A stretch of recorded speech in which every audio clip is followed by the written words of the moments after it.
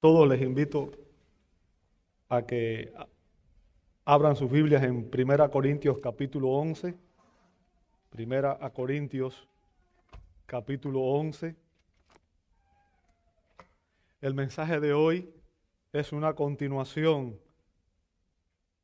del de la semana pasada, donde estamos hablando obviamente sobre la cena del Señor. Titulamos este mensaje, Celebremos la cena del Señor. Y los días de hoy vamos a estar viendo específicamente los versos 23 al 26. Como dije, el mensaje empezó la semana pasada, así que si usted no estuvo la semana pasada, le invito a que vaya a nuestra página de Facebook, de YouTube de la iglesia y busque allí el mensaje para que pueda escuchar la primera parte. De todos modos, voy a hacer un breve resumen de lo que vimos para que usted lo tenga en mente. Vamos a ver hoy versos 23 al 26. 1 Corintios 11, 23 al 26. Dice así la Escritura: porque yo recibí del Señor lo mismo que les he enseñado, que el Señor Jesús, la noche en que fue entregado, tomó pan y después de dar gracias lo partió y dijo: esto es mi cuerpo que es para ustedes. Hagan esto en memoria de mí. De la misma manera tomó también la copa después de haber cenado diciendo: esta copa es el nuevo pacto en mi sangre. Hagan esto cuantas veces la beban en memoria de mí. Porque todas las veces que coman este pan y beban esta copa, proclaman la muerte del Señor hasta que Él venga. Amado, te damos gracias. Gracias por tu sacrificio, amado Dios. Gracias porque estuviste dispuesto a ir a esa cruz, a sufrir para a través de tu sufrimiento, a través de tu muerte, redimirnos del pecado y darnos salvación y vida eterna. Señor, permite que en esta hora nosotros podamos adorarte, Padre, y que podamos entender que es en Cristo y solamente en Cristo que hay salvación y vida eterna, porque no hay otro nombre bajo el cielo dado a los hombres en el cual podamos ser salvos. Padre, si hay alguna persona que aún no te conoce, que aún no ha recibido a Cristo como su Señor y Salvador, que hoy sea el día de salvación. Y permite, Señor, que al estudiar tu palabra, ella sea clara y hable a nuestros corazones y nos transforme a la imagen de tu Hijo. Lo pedimos en el nombre que es sobre todo nombre, en el nombre de nuestro gran Dios y Salvador Jesucristo, y te damos gloria. Amén, amén y amén. Pueden tomar sus asientos. Muchas gracias a todos.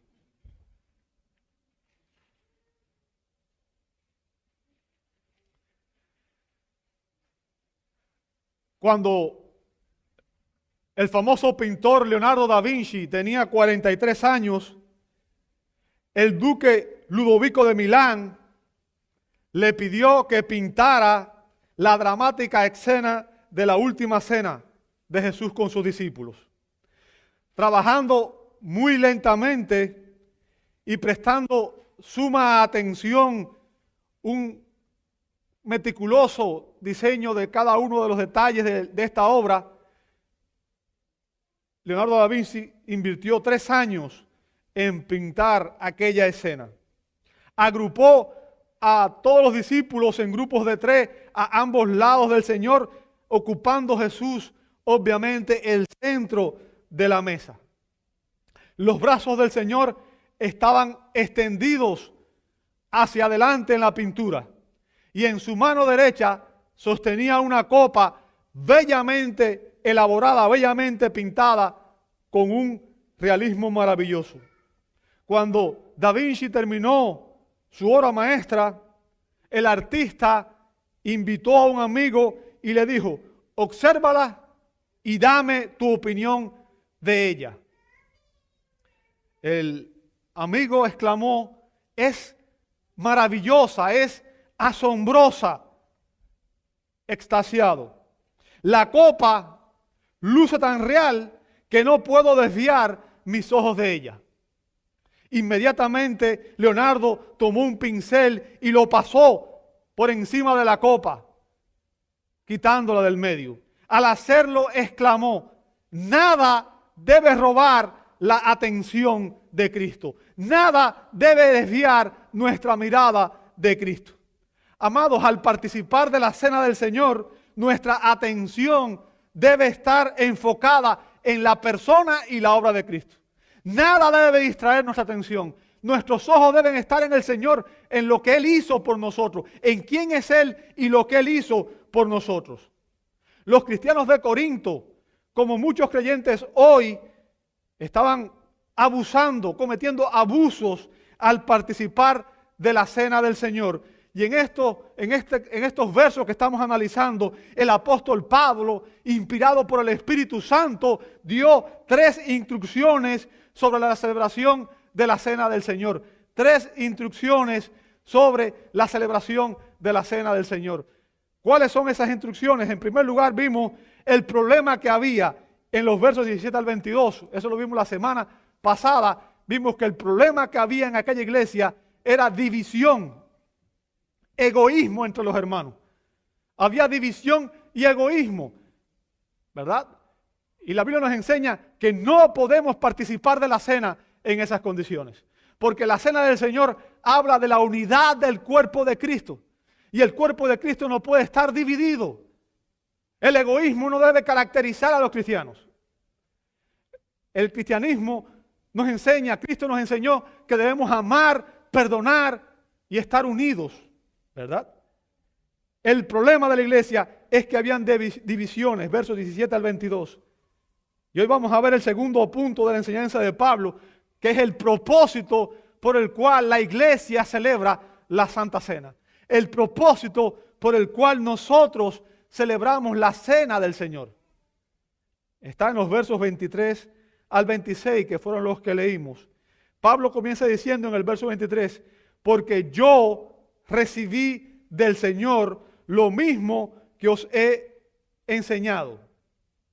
Bien, fíjense, los verbos recibir y enseñar que Pablo utiliza aquí son términos técnicos en teología, ¿verdad? Y se empleaban cuando se recibe y se transmite una tradición, cuando se recibe y se transmite una enseñanza. Se supone que usted y yo recibimos instrucción y debemos transmitirla a otro, ¿verdad? Entonces, eso es lo que Pablo está diciendo aquí. Yo recibí esta instrucción. Lo más probable es que el apóstol Pablo hubiera recibido esta instrucción sobre la cena del Señor por una revelación directa de Jesús. Ustedes recuerdan que en Gálatas 1, 11 y 12, Pablo dice que él recibió del Señor la revelación referente al Evangelio y que él no fue a ver a los otros apóstoles, sino que Cristo mismo se le apareció y le dio instrucción directa. Bien. Ahora, los mejores estudiosos, los mejores expositores concuerdan en que la carta a los Corintios muy probablemente se escribió primero que los evangelios. Por tanto, la primera mención de la cena del Señor en un escrito fue precisamente este de Pablo. Bien. Así que es muy probable que Pablo haya recibido esta instrucción directamente del Señor y no a través de los otros apóstoles. Ahora, Pablo enfatiza aquí que esta ordenanza, porque la Santa Cena es una ordenanza, ¿verdad?, había sido instituida directamente por Jesús mismo. Fue Jesús quien instituyó la cena del Señor y que Jesús se la había transmitido a él y que entonces él, que fue el pastor que fundó la iglesia de Corinto, que fue el hombre que llevó el evangelio a Corinto, se lo transmitió a los creyentes de Corinto. La cena del Señor, como dije, es una ordenanza, es un acto específico de adoración ordenado por el Señor mismo. Bien, las ordenanzas en el culto cristiano son permanentes y deben ser obedecidas por la iglesia.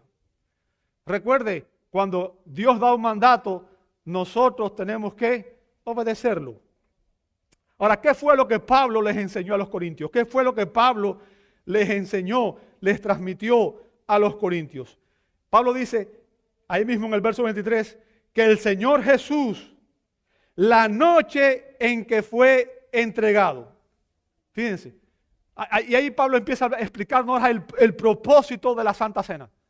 el propósito por el cual nosotros celebramos la comunión, la Santa Cena. Para comprender el propósito de celebrar la Cena del Señor, necesitamos conocer el contexto histórico y teológico en que fue instituida. El contexto histórico y teológico. ¿A qué me refiero? Lo que sucedió, que dio origen a eso, ¿verdad? Y la razón teológica que hay detrás de todo esto. Vamos a ver primero el contexto histórico.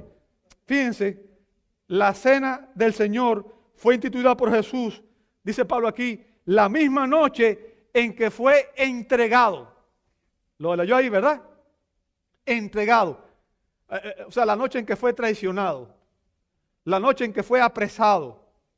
Esa noche, mientras sus adversarios estaban tramando los planes para arrestarlo y asesinarlo, el Señor Jesús instituyó la ordenanza de la Sagrada Comunión.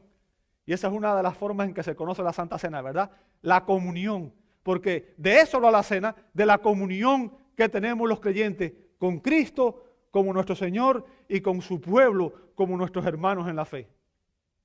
Bien, mientras Cristo estaba reunido con sus apóstoles instituyendo la comunión, ya el traidor y sus enemigos habían trazado un plan para arrestarlo y asesinarlo.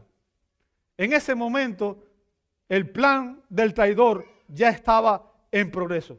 Judas Iscariote, que era uno de los 12 discípulos, ya se había puesto de acuerdo con sus enemigos para entregárselos a cambio de 30 monedas de plata. Usted puede ver eso en el Evangelio de Lucas 22, 1 al 6 y en Mateo 26, 14 al 16.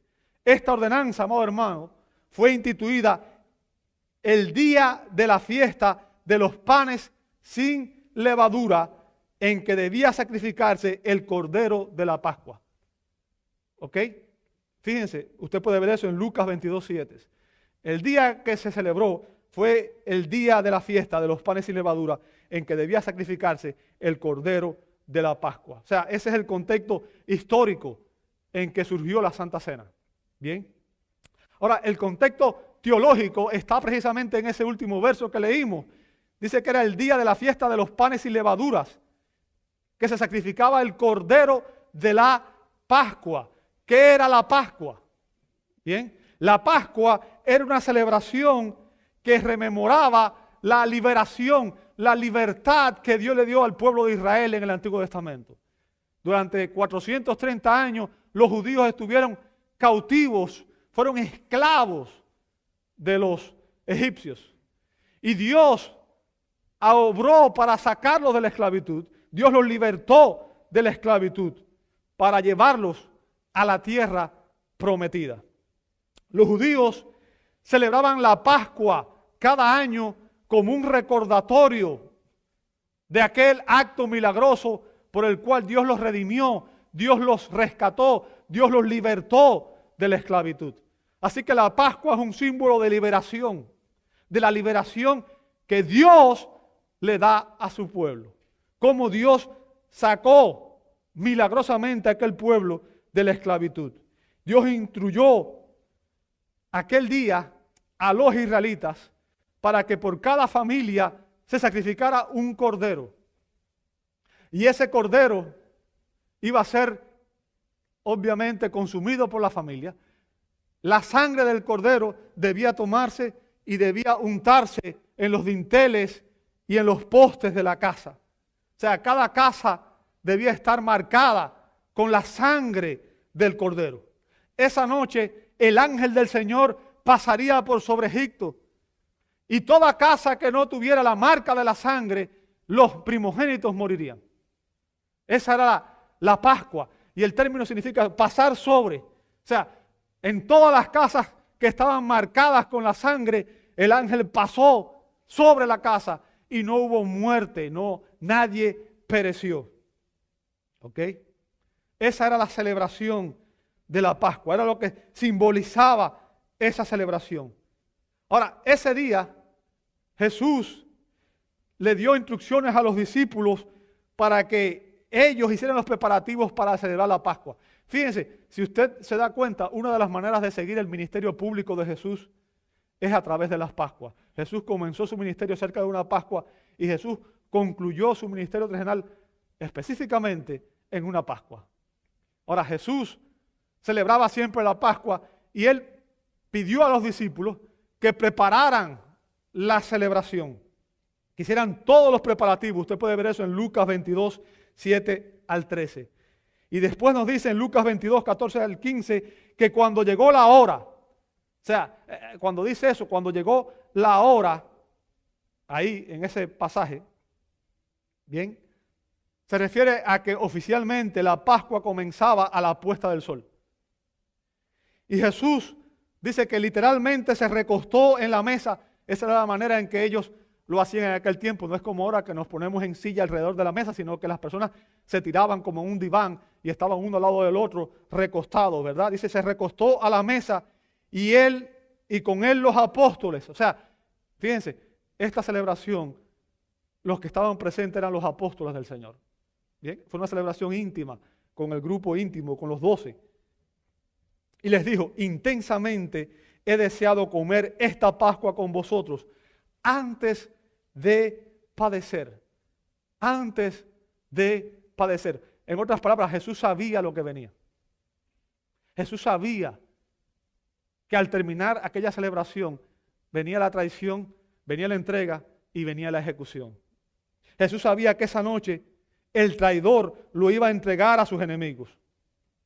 Ahora debemos recordar que Jesús es Dios y que Dios es soberano y que Dios hace las cosas como Él quiere, está en control de todo y que esto no fue casualidad. Debemos recordar que Jesús fue entregado por el plan determinado y el previo conocimiento de Dios, dice Hechos 2:23. El plan determinado, predeterminado. En otras palabras, lo que estaban haciendo los enemigos de Jesús fue cumplir el propósito de Dios. Dios usa incluso a sus enemigos para cumplir sus propósitos. Desde la eternidad pasada, como vemos en 2 Timoteo 1:9 y en Apocalipsis 13:8, Dios había decretado que Jesús moriría en nuestro lugar, que Jesús tendría una muerte expiatoria y sustitutiva. ¿Qué significa? La muerte de Jesús sería el pago, así como los corderos de la Pascua tenían que morir a favor de las personas que vivían en aquella casa, a favor de aquellos primogénitos. Jesús tendría que morir a favor de todos aquellos que iban a entrar al reino de los cielos, ¿verdad? Él moriría en nuestro lugar, como nuestro sustituto. Así como los corderos de la Pascua sustituyeron a aquellas personas que debían morir, así Cristo iba a sustituir a todos aquellos que iban a alcanzar salvación como parte del plan predeterminado de Dios. Bien, este era el plan de Dios, ya que Él, Jesús, sería el Cordero de Dios que quita el pecado del mundo, como dijo Juan el Bautista en Juan 1:29. Cristo es el Cordero de Dios, el único Cordero, la única sangre que puede limpiar a los pecadores del pecado. Yo quiero que usted entienda, todos nosotros somos pecadores. Romanos 3:23 dice, por cuanto todos pecaron, están destituidos de la presencia de Dios. No hay nadie que esté exento de pecado. Ni siquiera uno. Todos somos pecadores, ¿verdad? Y el único remedio al pecado es la sangre de Cristo. Es el único remedio.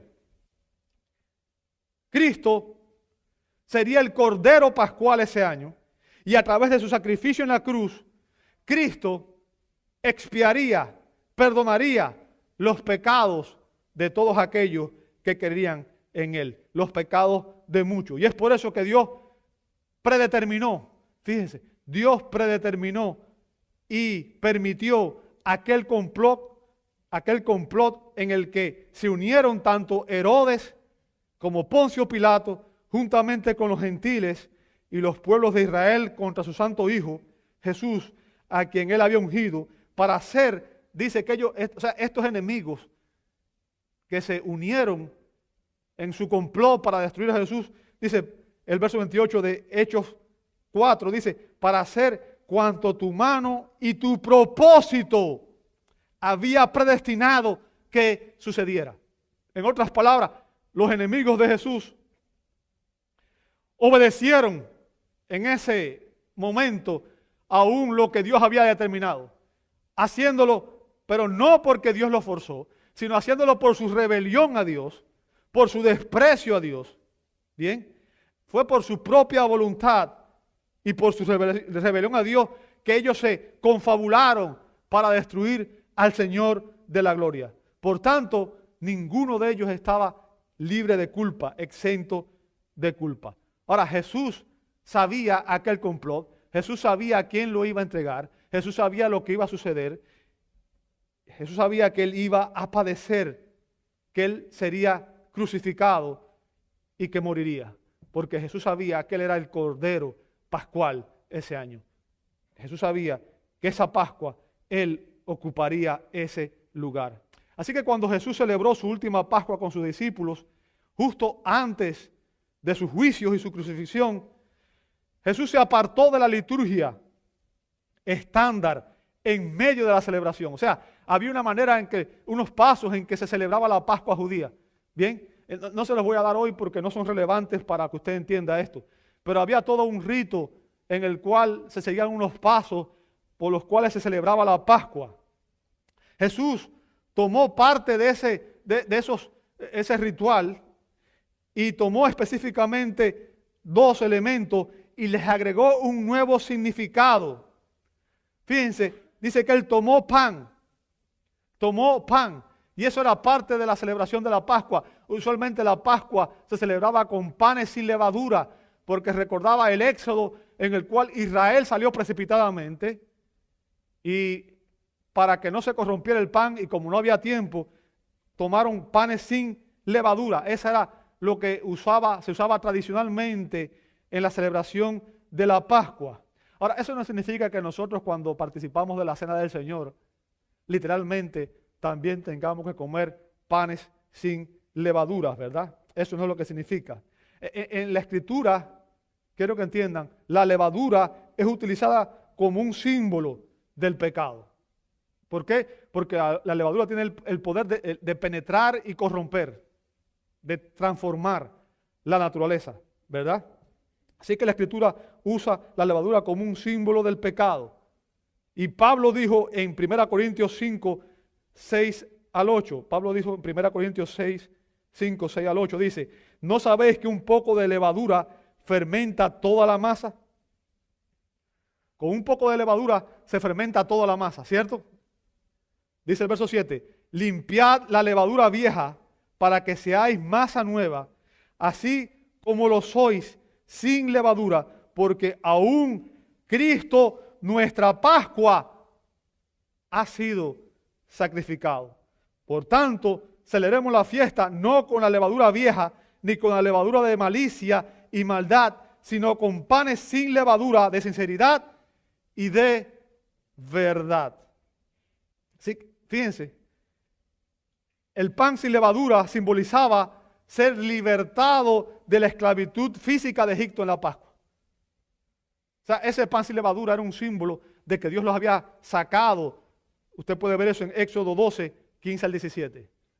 Con prontitud de la esclavitud en Egipto. Y Pablo dice en ese texto que la iglesia debe ser sin levadura. La iglesia debe ser sin levadura. ¿Qué significa eso? Que la iglesia no debe estar manchada por el pecado, ya que ha sido libertada de la esclavitud y del dominio del pecado por la muerte del Cordero de la Pascua. Cristo, nuestra Pascua, ya ha sido sacrificada. Ya la iglesia está libre de pecado. No tiene por qué estar esclavizada por el pecado. Debe estar batallando con el pecado. Debe estar rechazando el pecado. La iglesia, por lo tanto, debe eliminar la vieja corrupción, todo lo pecaminoso, para separarse de la vida anterior. Yo quiero que usted entienda, ser cristiano significa que Dios transformó nuestra esencia. Dice, si alguno está en Cristo, nueva criatura es. Las cosas viejas pasaron y aquí todas son hechas nuevas. ¿Qué significa? Un cristiano es una nueva criatura. No es una criatura nueva a medias, es una nueva criatura. Dios nos da una nueva naturaleza espiritual por la cual podemos luchar y vencer contra el pecado. Debemos vivir de una manera que le glorifique a Dios, le traiga gloria y honor a aquel que nos salvó. Debemos dejar de practicar el pecado en que vivíamos antes. Ya no debemos vivir como vivíamos antes de ser cristianos. Debemos apartarnos del pecado. Debemos lidiar con el pecado en nuestra vida y repudiar el pecado, odiar el pecado tanto como Dios odia el pecado. Fíjate, si Dios odia el pecado, que envió a Cristo a morir en una cruz para poder redimirnos. Ningún pecado va a quedar sin castigo. Todo pecado va a ser juzgado, o en Cristo o en nosotros. No podemos tomar el pecado a la ligera. Si usted no está batallando con el pecado en su vida, entonces usted no está vivo espiritualmente. Lo que demuestra vida espiritual es que hay una batalla interior en la cual nosotros estamos lidiando con el pecado y estamos tratando de vencer el pecado que nos quiere arrastrar a hacer aquello que es contrario a la voluntad de Cristo. Todo lo pecaminoso debemos separarlo. Debemos separar de los viejos hábitos de la costumbre anterior. Las cosas que hacíamos antes de estar en Cristo. Debemos separarnos incluso de la influencia de los miembros que persisten en practicar el pecado. Aquellos que vienen a la iglesia y quieren seguir viviendo como vivían antes, también deben ser disciplinados y excluidos de la comunión.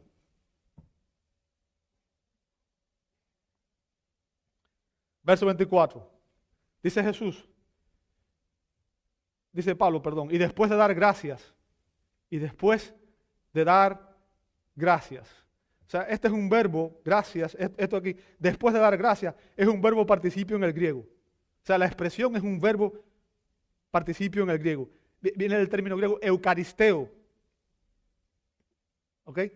Que está relacionado con Eucaristía. Y estoy seguro que los que vienen de la Iglesia Católica conocen ese término, ¿verdad?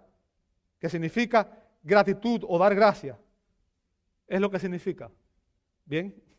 Eucaristía es el nombre con el que algunos cristianos se refieren a la Santa Cena o la Cena del Señor. La Eucaristía. O sea, es un acto de acción de gracias a Dios por haber dado a Cristo para que nos redimiera del pecado. Dice que después de dar gracias, tomó el pan y lo partió y dijo, esto es mi cuerpo que es para vosotros. ¿Lo ve ahí? Este es mi cuerpo que es para vosotros. Algunos manuscritos dicen, es partido, pero esas palabras no parecen estar en los mejores manuscritos, en los más antiguos. Recuerden que el cuerpo de Jesús, los huesos de Jesús no fueron quebrantados, ¿verdad? Cuando Jesús se dieron cuenta de que estaba muerto, no tuvieron que quebrantar sus huesos. Ahora, una aclaración. El pedazo de pan que Jesús sostenía en su mano cuando Él instituyó esta celebración no se convirtió literalmente en el cuerpo físico de Jesús. Ni aquella copa se convirtió literalmente en la sangre de Jesús. Aquel pan y aquella copa siguieron siendo el pan y el vino. Bien, la doctrina de la transustanciación que inventó la Iglesia Católica es una falacia, como lo es también la Iglesia Católica, que no es más que una secta, ¿verdad? No es ni iglesia, ni es realmente algo que honre al Señor. Bien, Jesús usó el pan simplemente como un símbolo, un memorial, como vemos a continuación. Fíjense que él dice, haced esto en memoria de mí. ¿Se da cuenta? Ese es el propósito. Un memorial. Haced esto en memoria de mí. El verbo haced ahí es un presente imperativo, lo que implica que este es un mandato del Señor y que debemos continuar celebrando esta ordenanza regularmente hasta que el Señor venga. ¿Me escuchó? El Señor mandó a que celebráramos esta ceremonia, este recordatorio, esta ordenanza regularmente hasta que Él venga, hasta que Él regrese. Por lo tanto, compartir la cena del Señor no es una opción para los cristianos. Compartir la cena del Señor no es una opción para los cristianos. Debemos celebrar regularmente la cena del Señor si queremos ser fieles a aquel que nos compró a través del acto del recordatorio que estamos llamados a recordar. No participar de la cena del Señor es desobediencia y es pecado para todo cristiano. Si usted está en Cristo, usted debe participar de la cena del Señor. ¿Ok? Debe participar de la cena del Señor. Obviamente, debe hacerlo de una manera digna, debe confesar sus pecados y apartarse para que pueda hacerlo de una manera que traiga bendición. Así que Jesús toma el pan que había representado el éxodo en la celebración de la Pascua y ahora pasó a representar el cuerpo de Cristo. Fíjense, el pan que representaba el éxodo ahora representa el cuerpo de Jesucristo, el Mesías, ¿bien? El ungido de Dios. Y como nos dice William Hendrickson, en la víspera de su muerte, Jesús habló proféticamente sobre su cuerpo físico que sería clavado en una cruz como expiación por el pecado. Su cuerpo sería entregado por todos los que creen en Cristo. Jesús indicó que moriría en su lugar. Y está citando aquí Romanos 5, 7 y 8. En otras palabras, comer el pan simboliza comer el cuerpo de Cristo. Bien, comer la carne de Cristo. Significa que reconocemos que Jesucristo es Dios. Que Jesucristo es Dios. Y significa que nosotros nos apropiamos de los beneficios de su muerte sustitutiva. Bien. Significa que yo reconozco al probar la copa, al comer el pan, estoy diciendo el sacrificio de Cristo como el Hijo de Dios, como el mediador entre Dios y los hombres, es suficiente para darme salvación y a través de él yo soy reconciliado con Dios. Y sus beneficios, los beneficios de su muerte se aplican a mi vida. Bien. De la misma manera, tomó también la copa después de haber cenado, diciendo, esta copa es el nuevo pacto en mi sangre. Esta copa es el nuevo pacto en mi sangre. ¿A qué se refiere cuando dice que es el nuevo pacto? Se refiere a que era nuevo en el sentido de que todos los otros pactos, todos los demás pactos anteriores, el pacto con Abraham, el pacto con Moisés, todos apuntaban a Cristo. Todos esos pactos apuntaban a Cristo. El Cordero de la Pascua era un símbolo de Cristo como el Cordero de Dios. Así que todos esos pactos eran sombras de lo que vendrían. Anunciaban la salvación que vendría. Y la salvación vendría en Cristo, el Mesías esperado por su pueblo. El Redentor esperado por su pueblo. Todas esas pactos, todas las promesas del Antiguo Testamento, todos los ritos anunciaban la muerte de Cristo. Eran sombras de lo que vendría. Jesús dice que tomó la copa después de haber cenado diciendo, esta copa es el nuevo pacto en mi sangre. Haced esto cuantas veces la bebáis en memoria de mí. En memoria de mí. Fíjense, el derramamiento de la sangre de Jesucristo es visto aquí como representando la entrega de su vida como un sacrificio expiatorio por los pecados de sus escogidos. O sea, Cristo dio su sangre en nuestro lugar. Así como en vez de morir los primogénitos durante la celebración de la Pascua, los corderos los sustituyeron, ahora Cristo nos sustituye a nosotros. Él murió en nuestro lugar. Beber su sangre, beber la copa, es beber la sangre de Cristo. Es creer, es aceptar y es apropiarse de su muerte sacrificial. Es decir, yo reconozco que mi salvación está en Cristo, que Él es mi Señor y Salvador. En esencia, Jesús estaba diciendo, yo soy el Cordero Pascual. Yo soy el que será sacrificado por ustedes, por ti, por él, por ella, por cada uno de ustedes. Es por mi sangre marcada en sus corazones que escaparán del día de la ira de Dios, el día del juicio de Dios. Debemos beber de esta copa con acción de gracias por todos los dones de Dios, especialmente por su don inefable, como dice 2 Corintios 9:15, que es Jesucristo.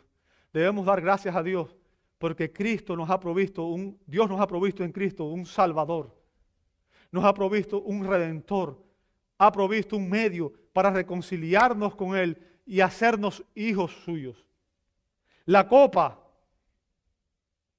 que había representado la sangre del Cordero Pascual fue untada en los postes y lintel de las puertas, ahora pasó a representar la sangre del Cordero de Dios derramada en la cruz del Calvario por la salvación de muchos. O sea, esta fue la manera en que cambió.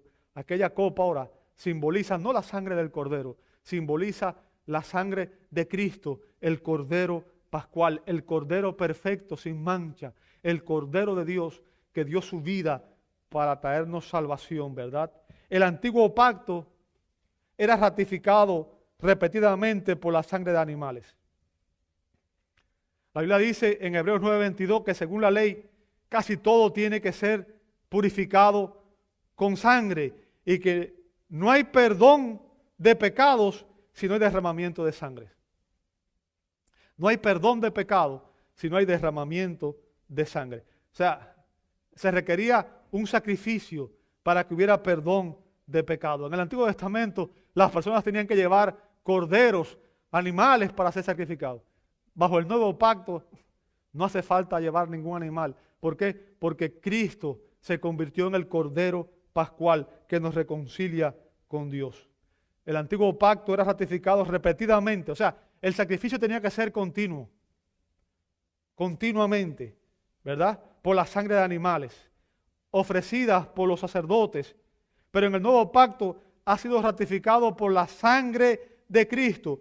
¿Quién? Escúcheme bien, y es por eso que no practicamos la misa, porque la misa supuestamente es un sacrificio que no es cruento, pero no se puede sacrificar a Cristo nuevamente. La Biblia es clara al respecto. Dice la Escritura que bajo el nuevo pacto Cristo ha sido sacrificado.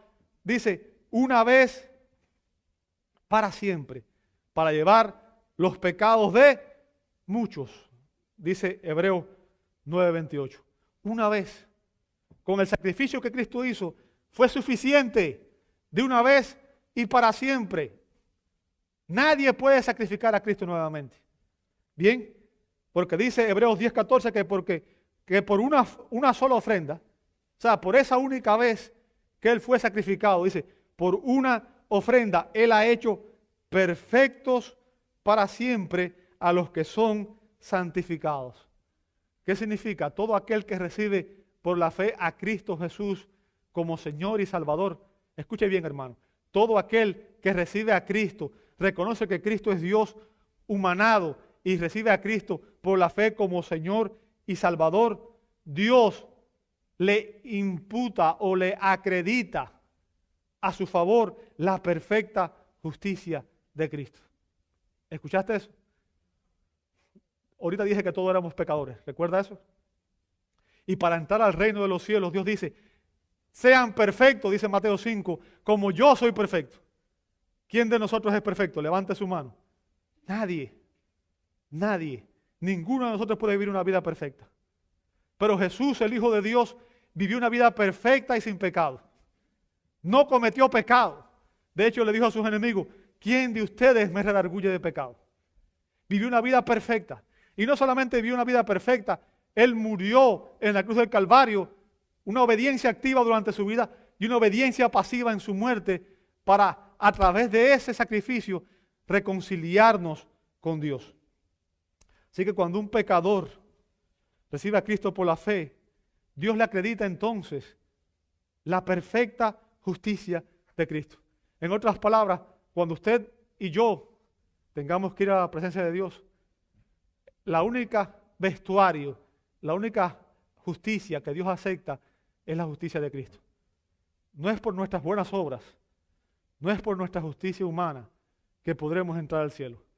Ninguno de nosotros va a poder entrar al cielo por sus buenas obras, por su propia justicia. De hecho, Pablo dice en Romanos 3, no hay justo ni aún uno. Es por la justicia de Cristo. Es cuando somos revestidos con la justicia de Cristo. Y esto ocurre por la fe. Cuando un pecador se arrepiente de sus pecados y recibe a Cristo por la fe, es revestido por la perfecta justicia de Cristo. Y esto implica que Dios le otorga una posición perfecta delante de él. En otras palabras, cuando Dios mira a todo aquel que ha recibido a Cristo por la fe, Él no te ve a ti, Él no me ve a mí, Él ve a su Hijo Jesucristo. Él te ve a ti y me ve a mí como si nosotros estuviéramos viviendo una vida perfecta y sin pecado, a pesar de que no lo estamos haciendo.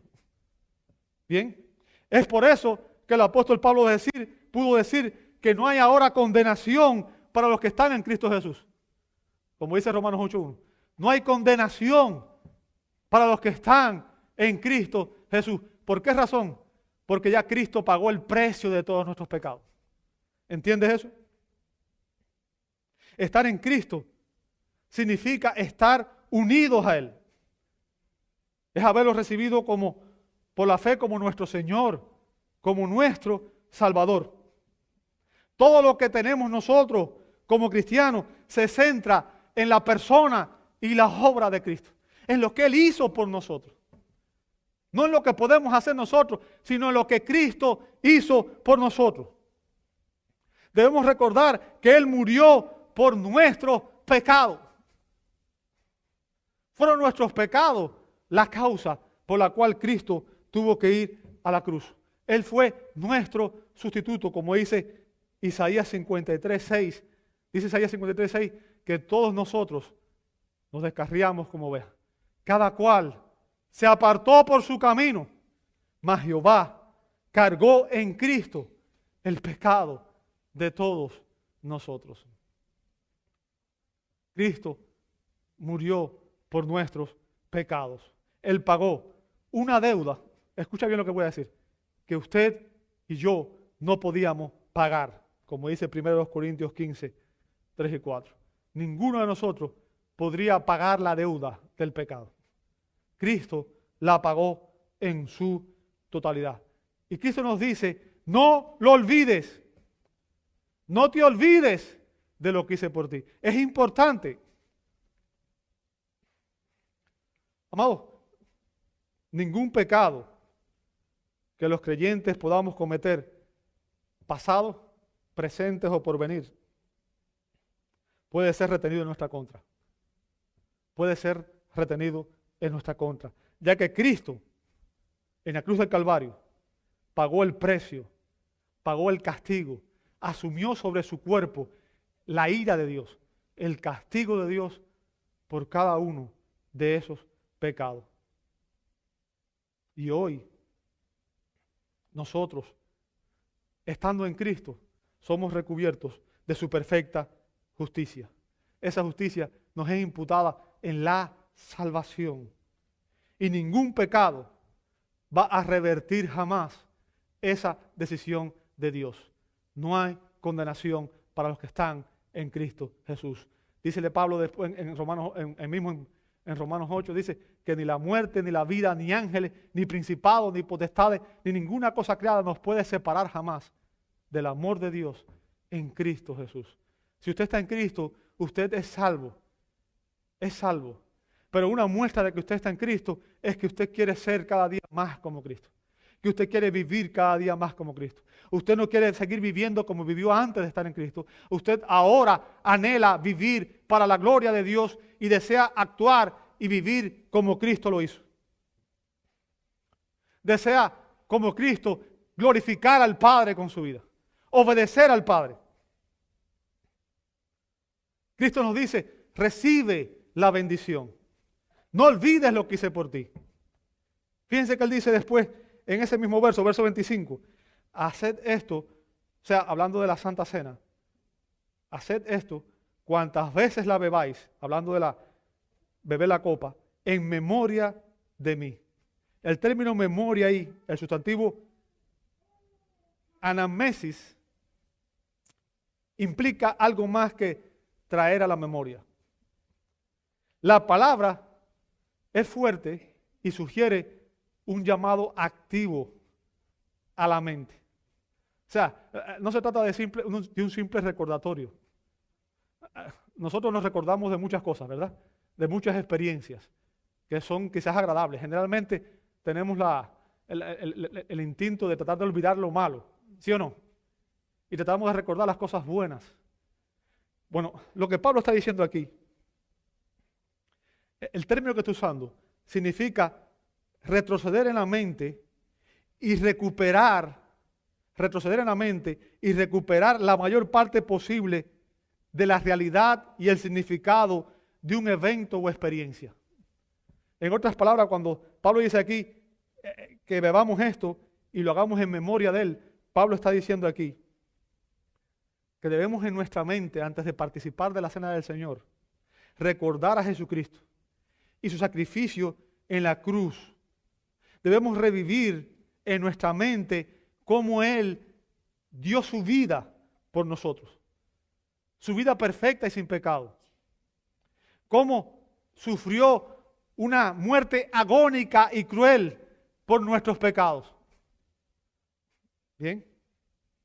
Debemos recordar su agonía. Debemos recordar las coronas de espinas, los latigazos en su espalda, la crucifixión. Debemos traerlo a nuestra memoria tanto como sea posible. Es por eso que cuando estamos celebrando la cena debe ser un momento reverente. No debe haber nadie muerto de risa, ni haciendo chistes, ni entretenido. Cuando celebramos la cena del Señor debíamos estar pensando en lo que Cristo padeció por nosotros.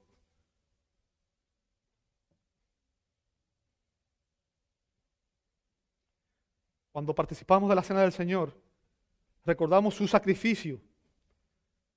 Su sacrificio. Dice el verso 26, porque todas las veces que coman este pan y beben esta copa, note lo que dice después, el propósito de la celebración.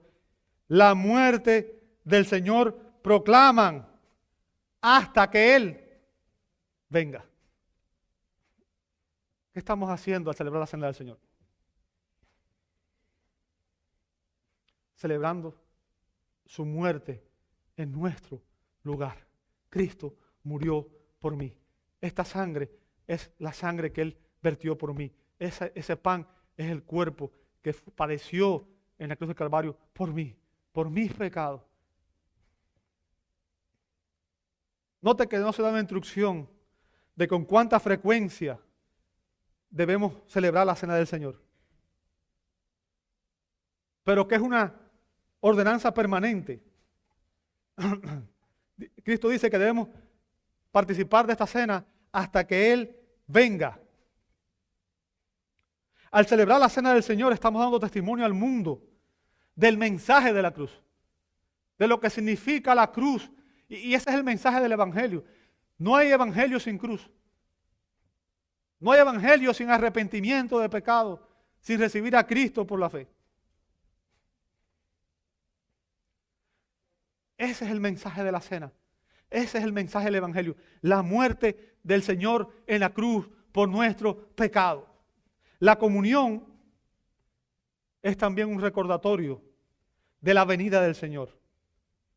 Porque Él nos dice que anunciemos su muerte al participar de la cena del Señor hasta que Él venga nuevamente, hasta que Él retorne.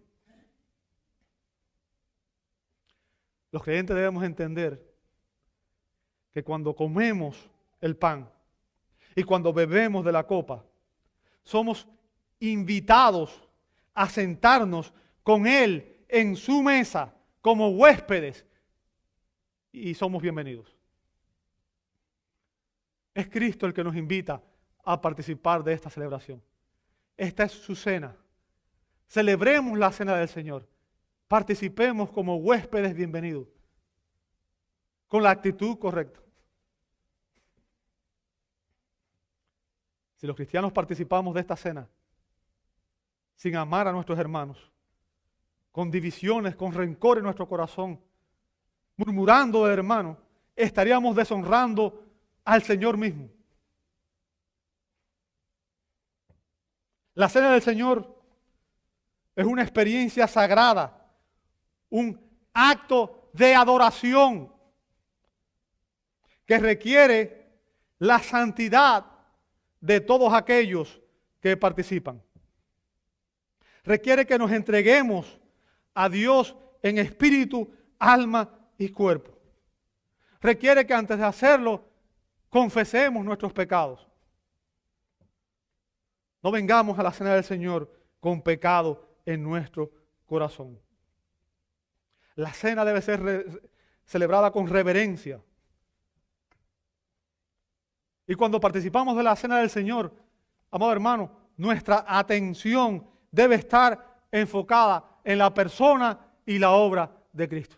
Nuestra atención debe estar enfocada en la persona y la obra de Cristo. El propósito de la Santa Cena es traer a nuestra memoria su vida perfecta y sin pecado, su humillación, su agonía en Getsemaní, su sufrimiento y su muerte por nosotros en la cruz del Calvario, su resurrección, su ascensión y su promesa de que Él estaría con nosotros todos los días y hasta el fin del mundo, y que algún día regresaría para que nosotros estuviéramos con Él para siempre en el reino de Dios.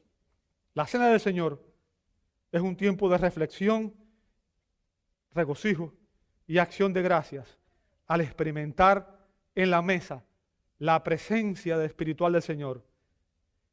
Y la iglesia debía orar con fervor: Señor, Maranata, ven pronto, Señor Jesús. Anhelamos estar contigo.